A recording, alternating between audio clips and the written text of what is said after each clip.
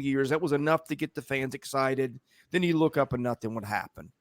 And you do excuses like, well, football's a dying game because of concussions. And they would just recycle different lines. Or they'd say, well, we don't have an athletic director who can raise money. We're waiting for him to retire. Or it would be, well, the chancellor won't let us raise money. Or it'd be the fundraising people from the school. And it was always this shell game. Yeah. If you could never really find out. And people would say, well, yeah, that's the way it's in the past, but it's changing. And you look up 2 years later and it was all the same. And they would continue to recycle all these excuses. And so I started trying to do a lot of detective work. And this took probably hundreds of hours because it's a private school. Yeah. And it was really hard. Even the people that were in the middle of it weren't always honest with you about stuff.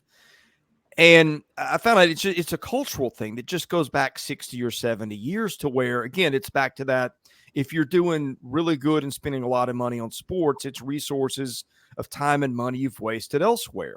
And so it always, if a guy tried to change that, you're in the minority and you'll get run out of that place. Well, they had a chancellor that finally came in, Daniel Diermeyer, during COVID in 2020, and he said enough.